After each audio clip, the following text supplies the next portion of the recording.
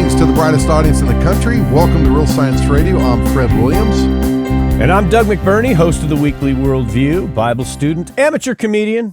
Fred, it's good to be back with you talking about real science on Friday. So, Doug, we were at the ICC conference last month, and for that conference, I was spending time researching some of the past proceedings, and I came across this paper in 2018, and it was super interesting to me because it deals with distant starlight, and I know that's been one of the challenging questions for creationists to answer for a long time, and there's all kinds of different ideas out there. This particular paper, it was titled Consistent Young Earth Relativistic Cosmology, and it was by Dr. Phillip Dennis. He received his PhD from the University of Missouri in physics. That's right. Dr. Dennis's work and his credentials are very impressive, Fred. He does research in general relativity, gravitation, cosmology, and quantum field theory, among others. His projects include providing algorithms for the Hubble Space Telescope, tracking algorithms, and other mathematical algorithms. He has 3 patents and has been recognized with awards from NASA, TRW, and Lytton. Yeah, so Doug, I'm always excited to hear of yet another scientist who's on the creationist side, who's part of the young earth creationist community. This is despite what the atheists will tell you, that there's, all scientists believe in evolution. And there was this fake news poll that they had out, about 98% of scientists agree with evolution. And then you go look at that poll, and they polled the AAAS, a scientific organization, most of who are evolutionists. It's like polling AARP and asking them who you're going to vote for. Well, most of those people who sign up for AARP are liberals. Or, you might as well go to San Francisco and ask them, what's your opinion on homosexual marriage? And then they'll use that as, hey, America supports homosexual marriage. Right. So it was a totally bogus poll. But most people don't see that, and it's fake news, but the lie gets out there.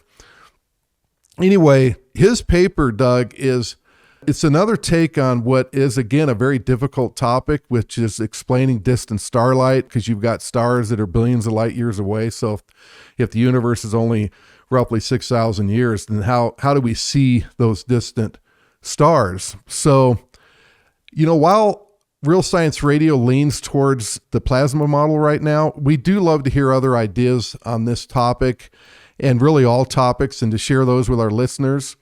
So today, Doug, we are privileged to welcome for the first time on the Real Science Radio airwaves, Dr. Phil Dennis. Welcome to the show, Phil, and thanks for joining us. Yeah, hi. Thank you, Fred. Glad to be here. So I hope to give a high-level view of the features of my model in a way that's understandable.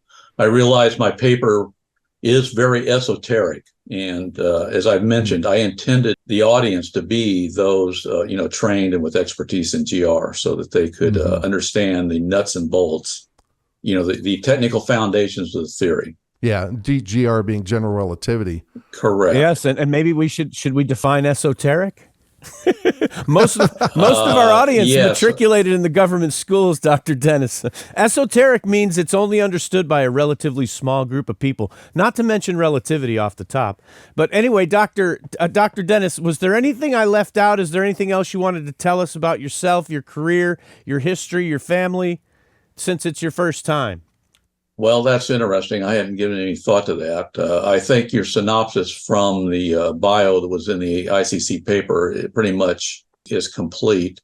I guess the other sidebar, which I usually don't mention, is my graduate training also included a considerable amount of mathematics in the mathematics of general relativity. So I consider myself a mathematical cosmologist. Like most physicists, they usually have a lot of disciplines that overlap, and they're required to take a broad sweep of subjects. So I don't know if that's helpful. No, that is. I mean, so yeah, you've got an expertise in mathematics behind your doctorate in physics. We actually share something in common. We both went to the University of Missouri. Now, I went to the University of Missouri at Rolla, which was an engineering school, and I think they call it Missouri Science and Technology now. So we share that in common. It's I enjoyed going to Rolla back in the day, and you're up in Columbia earning a PhD in physics. And I know you love field quantum theory and all that, and I love that stuff. That stuff bored the tears out of me for years. And then our old host, Bob Inyart, who's gone to be with the Lord, as many, of course, our listeners know, he was really into quantum theory, and he got me interested in it right before he passed, because he had some really cool, interesting ideas on light and how it's got dual properties and all these other things. So I've since become more ingrained in it. And, we've had a few shows and we've talked about quantum mechanics. So it's so great to have you here. So Phil. Okay. Yeah, actually maybe we should segue into a little bit about quantum field theory, because to this day, there is still a lot of confusion, and the wave particle duality, which I wrote about actually in 1998 in another ICC paper, is basically based on non-relativistic field theory, the Schrodinger equation. And the modern viewpoint, which more and more physicists are embracing, is you have to use relativistic quantum field theory. And in that view, fields don't collapse. This whole idea in non-relativistic quantum mechanics that the Schrodinger field wave, or whatever you want to call it, collapses when you do a measurement, does not hold up. For example, let's take an example of light. Everyone knows these days that there's a particle associated with light. It's called the photon. So that's a particle. But what's the field that corresponds to the photon? It's Maxwell's equations, right? It's the electric field and the magnetic field. When you detect a photon, the electromagnetic field does not collapse. It's still there. So in the relativistic field theory, the fields are fundamental, and the particles are excitations of that field that manifest themselves in discrete quanta, and those are particles. Okay. Yeah. So you have both fields and particles, and the field, by quantum mechanics, can only exist in certain discrete energy levels, and each of those energy levels corresponds to a number of particles. Okay. And then the state in which there's no particles is referred to as the vacuum by particle physicists. Now, when they say the vacuum, that's shorthand nomenclature for the particle vacuum. It's the state of the field in which there are no particles. It doesn't mean an absolute nothingness. That particle vacuum, the field, still has energy. It just does not have enough energy to manifest a particle. And that's what's typically called the 0 point energy. So at the lowest ground state energy, the field still fluctuates, according to the quantum mechanical principles. So I don't know. Yeah. So that's definitely that gets rid of the duality issue. I mean, it's both, if you want to call that duality, but it's not the duality where people say it manifests as a field and the field disappears and it becomes a particle, right? Or particles disappear and it's a field. It's both. Gotcha. It's both. Okay. So it's attributes. Yes. Right. So I remember somebody won the Nobel Prize for Physics, I think back in the 30s or 40s. He said it's like it's both a particle and then an equation traveling through space, a mathematical equation. Do you agree with that? Out of curiosity, or? Well, I don't know who you're referring to, but I'm reluctant to talk about something being a mathematical equation. The mathematical equations are mental abstractions, right? Yeah. Well, I'm sorry, Dr. Dennis. I heard it described a different way, that light travels through space as a quantum potentiality. Well, yes and no. There's the electromagnetic field, which you get by solving Maxwell's equations. And if you solve them as the quantum field theory, then that configuration of the field can correspond to a number of photons, in a packet or et cetera. And yes, they travel at the speed of light. So when you observe the field locally, you're going to count a number of discrete photons. Wow, this is definitely could go off on a great tangent that I actually would really enjoy. But I know we were going to talk about your distant starlight theory. One quick question before. So now, since we're already off on this tangent, one last. So I wanted to mention that Bob's idea on this was that light wasn't a duality; it was a triality, because you have so many physicists now saying that everything is information. You know, John Wheeler ended his career saying he started off with everything's particles and everything's matter, and then eventually ended up with everything's information. And it's this whole quantum entanglement thing that plays into that. It just seems like there is this third thing. It's like the God part that's information. So really quickly, if you want to comment on that, and then we'll dive into your paper at the ICC in 2018. Okay, well, I mean, quantum systems can contain information, but typically that word tends to get abused in a way, I guess. Let me ponder that. I mean, we as the Imago Dei, right, we can create concepts, we talk in language, and that's information. When it comes to the physical world, okay, so yeah, we have a spirit, right, and a mind, so we can produce information, right, and communicate. The information, like the information paradox with black holes, they're only talking about information about the physical configuration. In other words, can I lose knowledge of the physical configuration? I don't know if that's helpful or not. It's you can characterize our descriptions. I almost want to say that use of the word there, the information, is just another word for the mathematical description. Yeah. Right. Well, we'll definitely get some, I know we'll get comments from our listeners, because we do have a listening audience that includes a lot of people who really get into this stuff and think a lot about it, and different. And I think Bob's theory, if I can verbalize it, and I'm not sure I can, was that the Word of God governs behavior of physical things in a way that hasn't been fully understood or comprehended. Well, I agree with that. I made that point in my 98 quantum and probability paper, that we cannot exhaustively plumb the depths of the creation, right? I mean, there's this limit, and it's God's providence, that holds the physical universe together. I mean, the scriptures say, by Christ all things consist. I'll have to go back and check that paper out, because I only started becoming interested in quantum mechanics like within the last 2 or 3 years. So before that, I would have seen your paper and just flipped to the next one.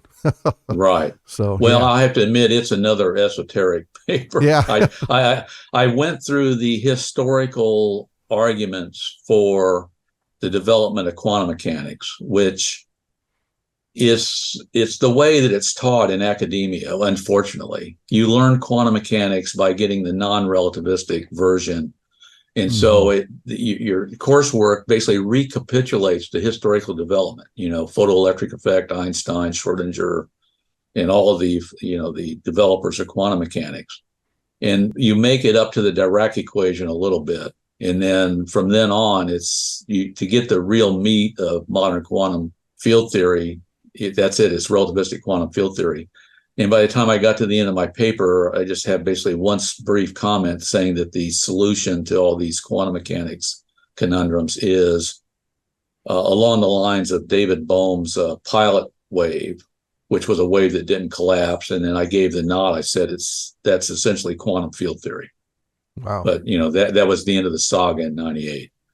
Yeah. That reminds me, I think we're eating up to time here, but I mentioned to a colleague that based on recent discussions in various fora, I thought maybe it might be time to write a paper. Here I'm giving myself more work, call it a Introduction to Relativistic Quantum Field Theory for Creationists. Oh, cool. Okay. So that sounds like a short effort. That'll be easy. Oh yeah, it's probably a book, but it's always tough to try to distill the essence of a theory that can tend to, in my case, get out of hand and become esoteric and put it in layman's terms. Sure, and so for our audience, and just to segue back into Can you put in layman's terms in a short period of time, why is it that we can see stars that we're told are 40 billion light years away? How is it that we can see that light? Okay, this is good.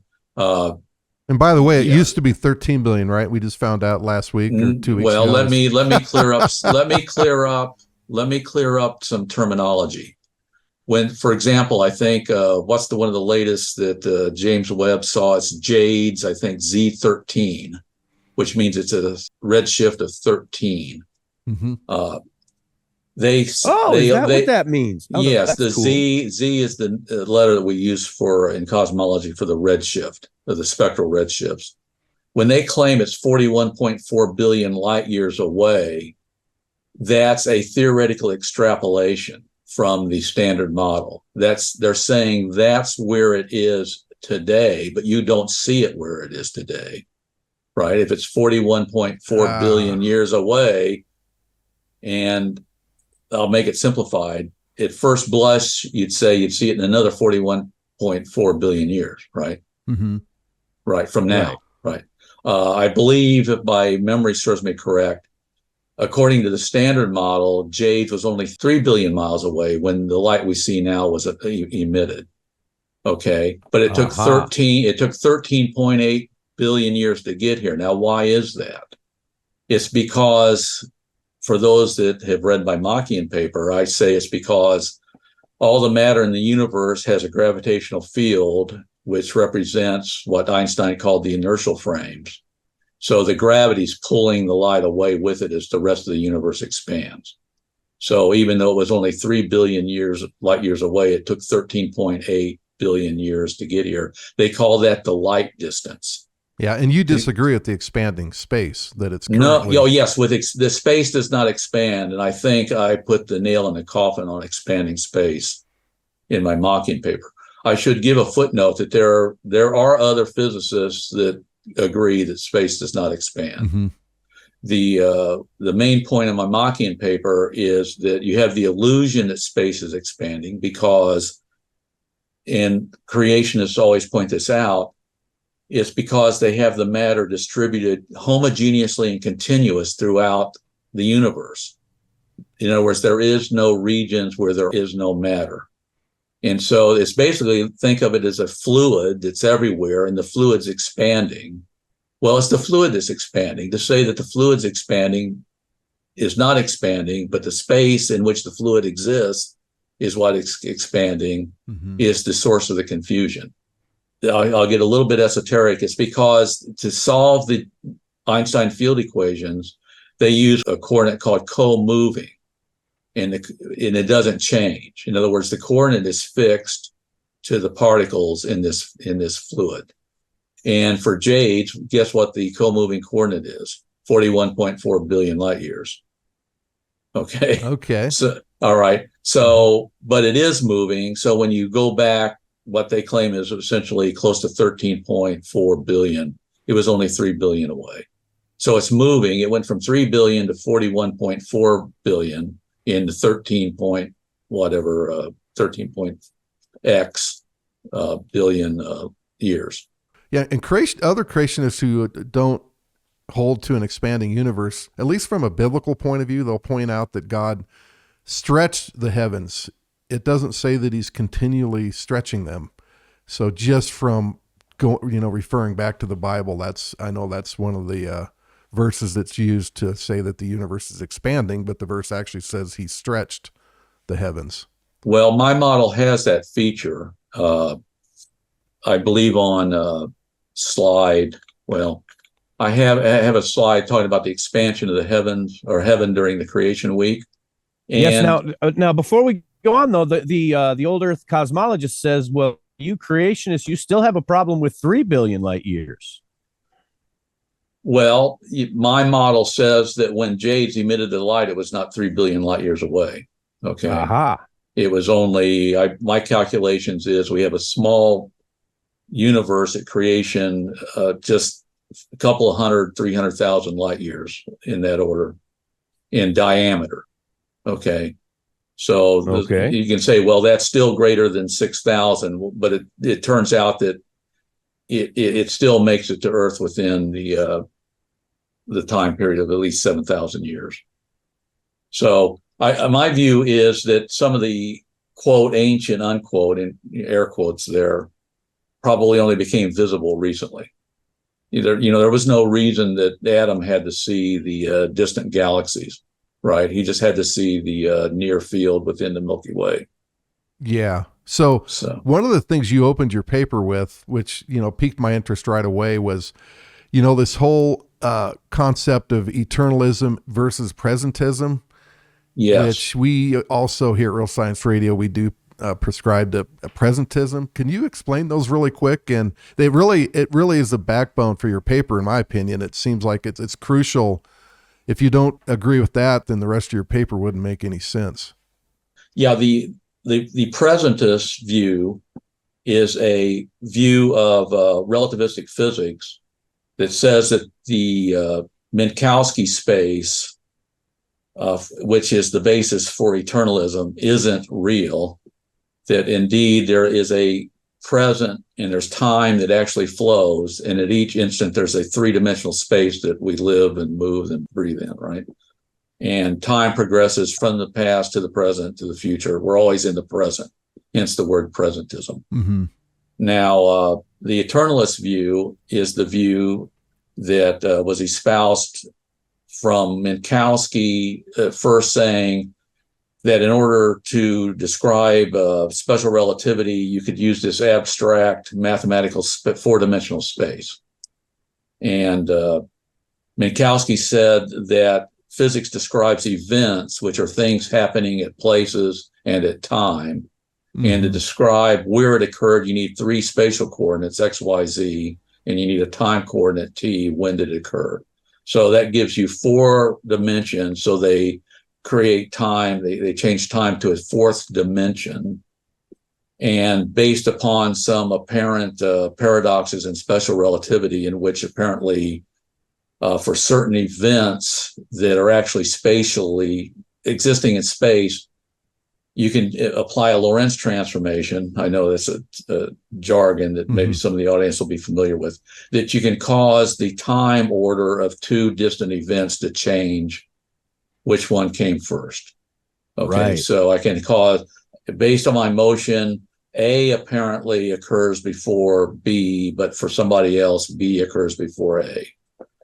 So they argue that because of that, there cannot be a now, because you couldn't have that occurring. Mm-hmm.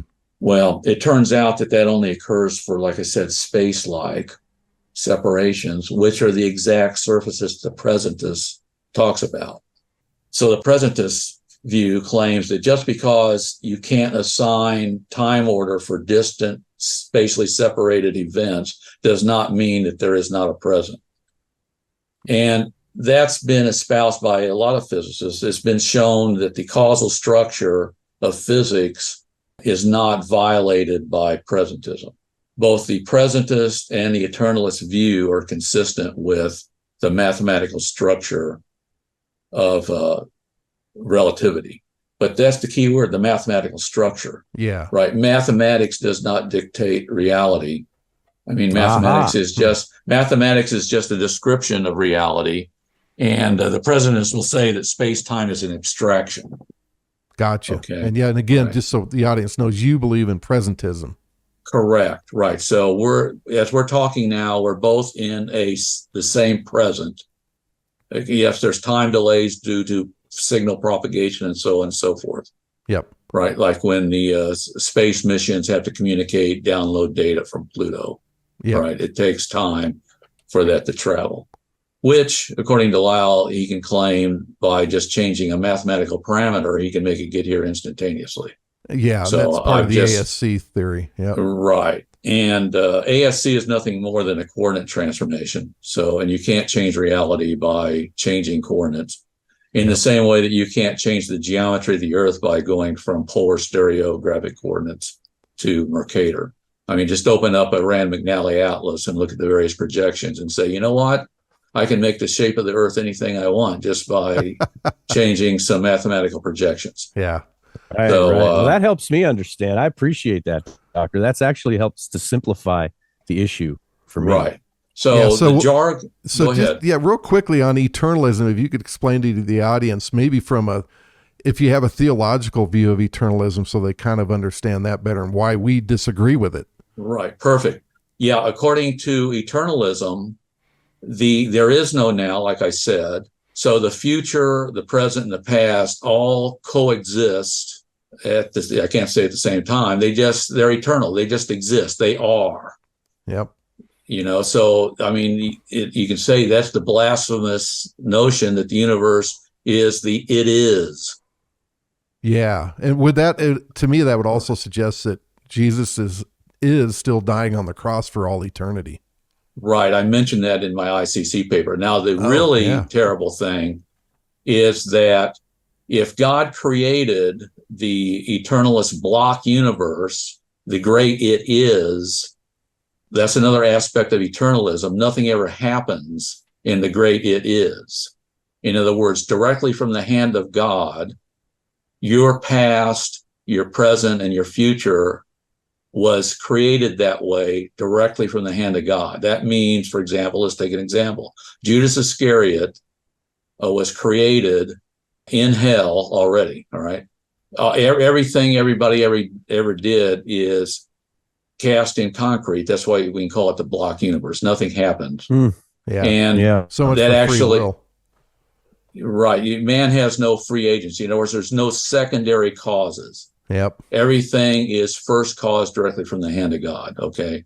That's the other reason they appeal to eternalism to try to claim that time travel would be possible. Mm-hmm. But according to special relativity, if there's no time travel, in other words, if you were created with a loop where you went from 2023 back to 70 AD, you've already done that. God created you in that closed loop, mm-hmm. right?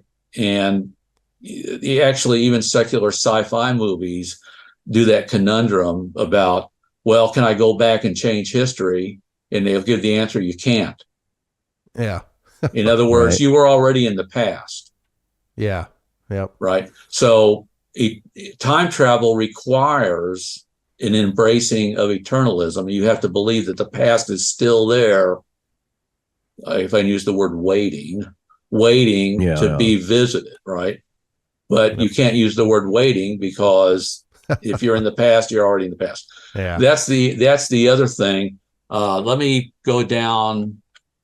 Well, let's see. I had a photograph of myself with my hands where I said, can you tell me what's the distance between my hands? It's a photograph. In eternalism, this is another nail in the coffin of ASC. There is no such thing as distance. Just as there is no future, past, etc. I can, between any two events in space-time, for example, my left hand now and my right hand 3 minutes from now, what's the distance between those two events? Well, it's a different distance than the distance between my left hand now and my right hand now. So there is no distance between my left hand and my right hand. Perhaps another illustration, which is perhaps hard to describe with words, is that you're basically like a four-dimensional tube.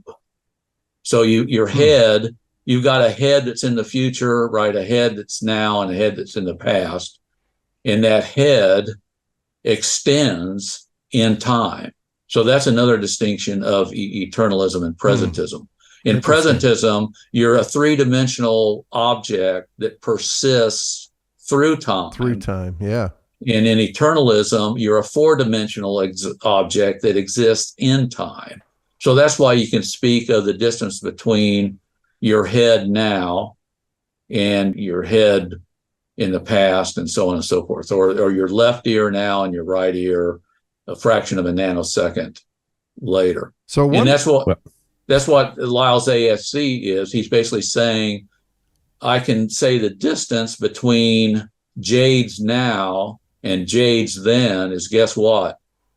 Nearly zero. Yeah, I never saw the connection between ASC and eternalism. That's super interesting. And I think I know now why eternalism is so difficult to understand is because it defies reason.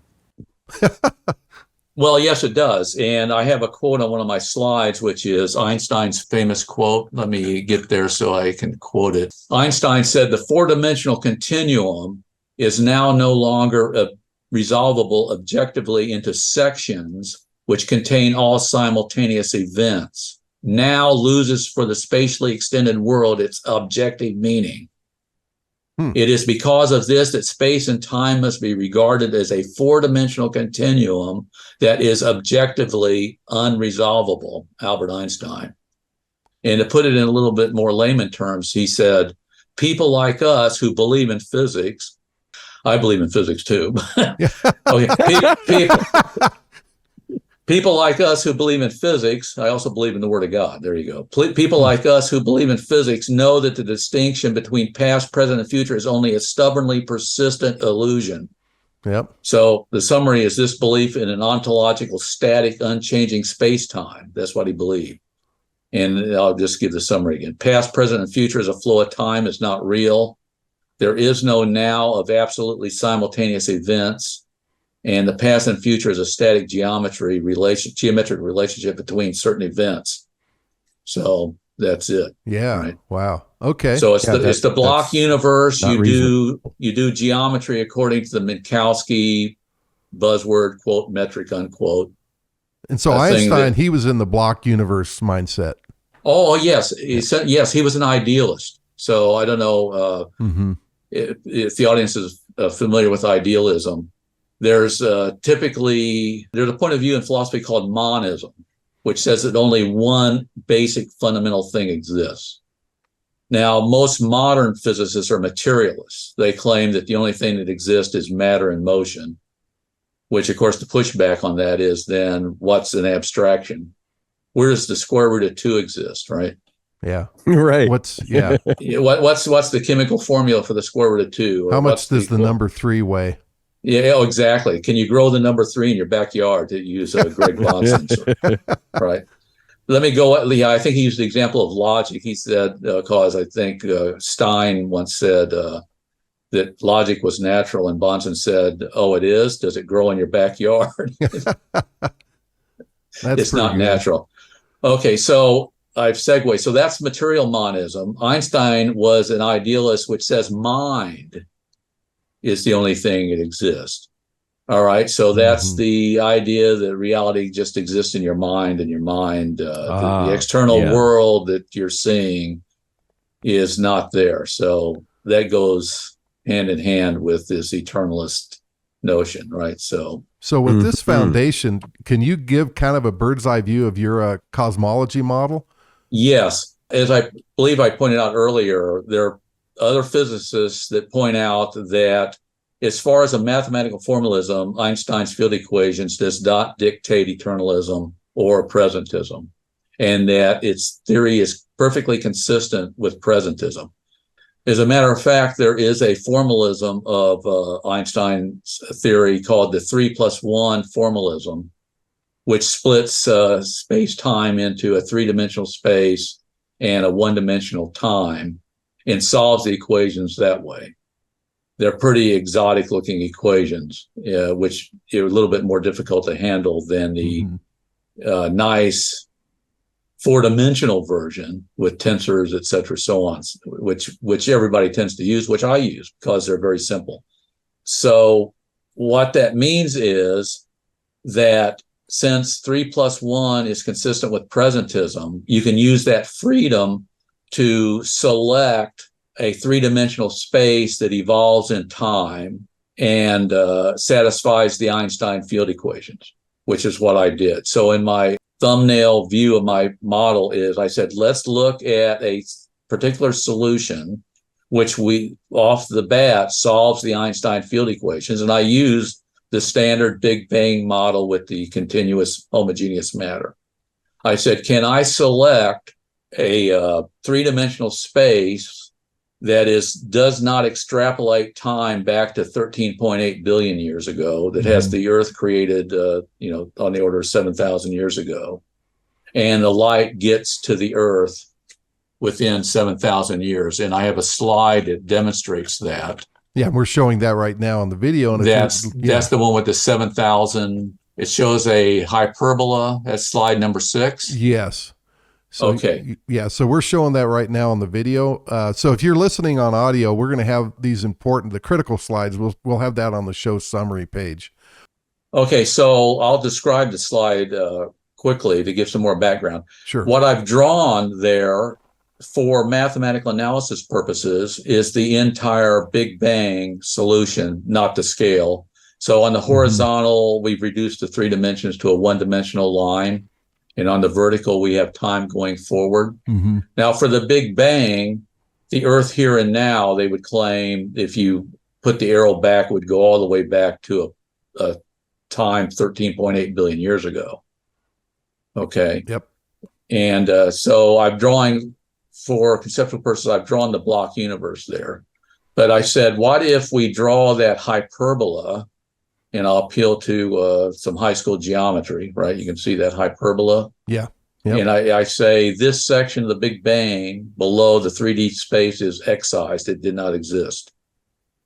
Now, that's another technical detail of the Einstein theory, is that it does not dictate an initial condition. It's a differential equation. Initial conditions are put in by hand. So we're free to choose our initial condition. And everything that evolves from that 3D hyperbola there to the future also solves the Einstein field equation. So everything below I throw away, everything above I can keep, right? And so from creation forward, it evolves according to the Einstein field equations, with one caveat. The Einstein field equations does not also tell you how those 3D spaces evolve in time. It doesn't do that. It turns out, give a technical point, there's a couple of parameters that allow us to specify these 3D hyperbolas. And I exploited that with a parameter called B, which specifies the curvature of that hyperbolic space. And for small b's, that universe or that 3D space is smaller. So if B starts out small, the light gets here quick. Mm-hmm. And if B expands, for example, if the Lord stretched out the universe from a smaller B to a B on the order of 7,000, then the light, which is represented in this Minkowski space or this space-time diagram, Yep. it's called a null cone. A null cone is just a fancy word for drawing a cone, if we could draw it in this 4-dimensional space, that extends from now into the past. So the null cone shows all the light that could arrive at the Earth. And you can see that null cone is, again, a algebraic geometric term, asymptotic, meaning that light cone approaches the creation surface. Yeah. Which basically means that things from very remote locations makes it to the Earth within 7,000 years. Yeah. And so you mentioned in one of your slides that it's matter that expands rapidly, and it's not the light shooting in. Correct. If you stay within the confines of general relativity, the local speed of light is always c. You can't change that. Gravity can deflect the light into a different direction, but it's always going to travel locally at the speed of c. Now, the gravitational field can pull and tug light away and forward, and that's the problem with the standard model with the matter everywhere, which I point out in my Machian paper. It's an enemy to young Earth creationism, because that's why it took Jade's 13.8 years, 13.8 billion years to be seen, even though it was 3 billion. If you remove matter in the proximity of Earth, then it would have only taken, it's still a bad number, 3 billion years. According to secular theorists, it would have only taken 3 billion, not 13.8. So you see, you're getting close to a 4+ factor. And that's what I argued for in my Machian paper. So yes, back to your point, light is not shooting in. The matter started close and arrives quickly in the Lord's stretching out the matter. And I believe it's still expanding because the import of that stretching out is the imparting of energy. Okay, so the Lord, as he stretched it out, imparted energy. And there's a term in the Einstein field equations, even for the homogeneous models, called the energy term, E, which gives the energy of the matter in the universe as a function of its distance from us. Mm-hmm. So if he imparted a much more energy to the distant galaxies, that would be their recessional velocities. Okay, right. So I believe that the galaxies are receding and that the Z's are in fact recessional, indicative of recessional speeds. And it's energy. I mean, that's the other thing. I mean, the equations of general relativity require that energy profile. Well, according to the atheists, it was either always there or it appeared illogically out of nothing from a parallel quantum universe, which begs the question again, where did its energy come from, right? So, the infinite regress. Yeah. But God imparted the energy to the creation. Yeah. And he used his finger, his hand, to form the galaxies. I have no problem with structures forming rapidly because of the necessary energy, which brings up another conundrum that I've mentioned several times in public fora that tends to get short shrift. People talk about the galaxy. Central to the structure of a galaxy that the secularists are pointing out is that there's a supermassive black hole at the center of the galaxies. I claim God formed those supermassive black holes as the stabilizing structure for the galaxies.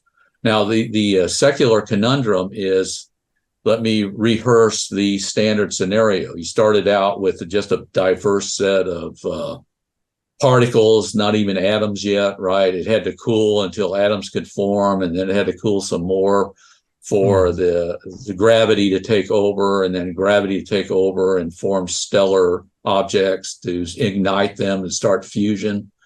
And then you got to go through the life cycle of a star, which is billions of years for it to burn out and collapse and form a black hole.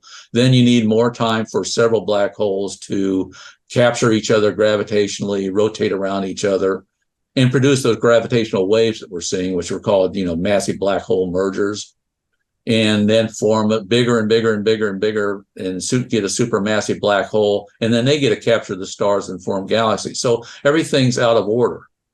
So there's not enough time to form an ancient supermassive black hole. If we're seeing gravitational waves from very distant galaxies, that, it's supermassive black hole mergers forming gravity waves that we're detecting, there's just not enough time. And they're proposing a theory called direct collapse, to a black hole, which is something to the effect that the matter's collapsing so fast that the laws of thermo and pressure and so on, the mechanical laws of gases don't have a chance to kick in. Sounds like another rescue device. Yeah, right. Yeah. So it's called direct collapse to a black hole, but they have to give that mass a whole bunch of energy. Yeah. According to what I'm arguing for in my Machian paper, right? That if you can have matter traveling faster than the speed of light if you impart enough energy. Well, there goes homogeneity. They got to get all these massive energy. See, they're always talking about inhomogeneities in mass. I'm saying, what about inhomogeneities in energy distribution, right? Yeah. So and you go ahead. So we're actually getting close to out of time, Phil.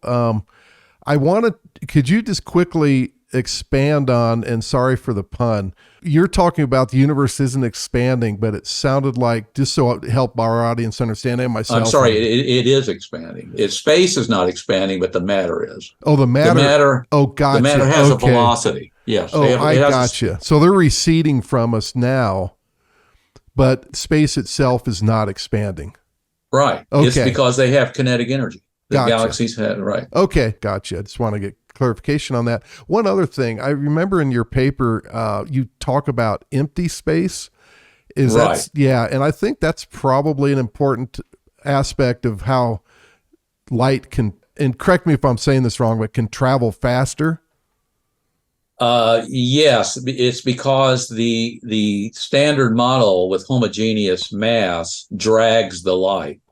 away from the Earth.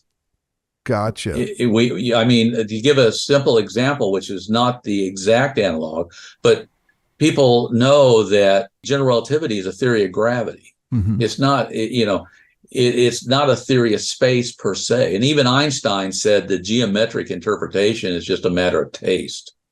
Yeah. And I will use the geometric interpretation because it gives you insight into what you're looking at. Okay. But it's a mathematical construct. Space itself has no causal efficacy. Okay. Mm-hmm. Only matter in its gravitational field does. A good example of what I'm trying to say, and I think other people have pointed this out, consider a person conveyor in an airport. You know those belts you get on, you just stand and you get moved away? Yeah. First time you get on it, you're really scared as a kid. Do I really want to step on this thing? Right. So you stand on the conveyor belt and you assign yourself a coordinate. That's a coordinate, co-moving coordinate. You say, well, it was 1 when I stepped on. It's got a big 1 painted there. As you move away down the corridor of the airport, you're always at 1, but yet you're moving, correct? And you're getting further and further away from the point where you stepped on. Now, let's suppose that this conveyor belt is stretchy, right? And so as it's moving along, it stretches. So you're not just traveling at a uniform rate. You're getting faster and faster and faster. And as you go down, you're traveling faster. Well, that corresponds to what we see with the redshifts, right? The further ones further away. But the point I want to make is that belt corresponds to the matter of the universe. It's not empty space. Take away the conveyor belt, you're not going to move. Yeah.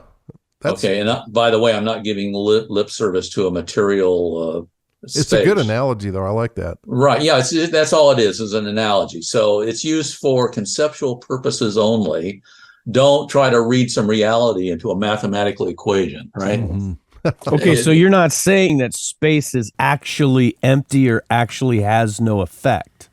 Yes, I am. Space has no effect. Okay. Mm-hmm. Okay. Right. Well, that's I have to sit back and take a breath and right. Well, if you read the intro to my Machian paper, and again, it's another esoteric paper, but just try to get the essence where I talk about the theory of relativity, and there's a causal chain.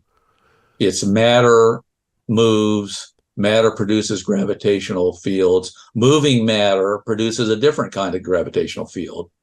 In the literature, some effects are called inertial dragging. Okay, so Phil, we'll provide a link to your ICC paper for 2018. Does it have references to your other papers? If not, we could, if you want to send those to me. Well, no, 2018, the only paper that of mine, I don't think I referenced any of my papers in 2018. So it was just secular papers. Okay. So yeah, for the audience, we'll provide links to the papers that you mentioned, if you could send those to me. So we're actually out of time, but Phil, we need to have you back. I'm thinking if you're willing, there's so much more we'd like to talk about. This is really interesting stuff. I know a lot of our audience really loves this stuff. We've been talking about quantum mechanics a little bit more, and I think you've got some good perspective on it, good analogies. I mean, we're not going to agree 100% on everything, but I really like your approach. We think you have a pretty solid biblical basis for your 2018 paper. I know for me personally, I'm going to have maybe a minor qualms with time itself being relative. It'll be fun to talk about that on a future show, and just the other stuff that you have. Oh, there's so much. If I can put a footnote on that. Sure. The issue of time in special relativity has really confused the issue, because that's just coordinates that are applied to events. And the ones that supposedly cause the Lorentz transformation, the Lorentz contraction, are not real contractions. They're just appearances. And I do believe that time dilation, which is an issue of age of a material object, right, is different than the presentism in the age of the universe. So different objects within the universe can age at different rates, which is what relativity says. Exactly. So that's not a paradox. Anyway, I hope that helped anyway. yeah, and again, we'll have you back on if you're willing to come back on. And we had some questions from some scientists that are involved with helping our production team that we want to get to that are really interesting about paradoxes and this and that. But we're out of time, so okay, well, I'll be glad to come back, Fred. Oh, awesome. That'd be great. Yes, that would be great because we'll probably get some questions from the audience, and I have one question that I'll save that we could probably be a whole show. One question that will probably be a whole show, and we'll probably have a more than one question. Oh, we'll have. Thank you, Doctor. Yeah, I'm sure we'll have plenty. So, yeah, again, thanks a bunch. It was such an honor to have you on, and I wish we could have met at the ICC. Hopefully, you'll make it to the next one. But anyways, Dr. Dennis, the work you've done is incredible. We really appreciate it, and we appreciate your love for the Lord and, just the approach you're taking. It's just always, like I said earlier, it's so exciting to have your kind of mind and your expertise in mathematics too. We need more of that with our creation community. So again, thank you very much, Dr. Dennis, and we look forward to having you on again in the future. Okay, well, thank you, Fred and Doug. I really enjoyed the talk and the session. So yes, I'm looking forward to a further discussion. Okay, so Amen. So for Doug McBurney, I'm Fred Williams of Real Science Radio. May God bless you.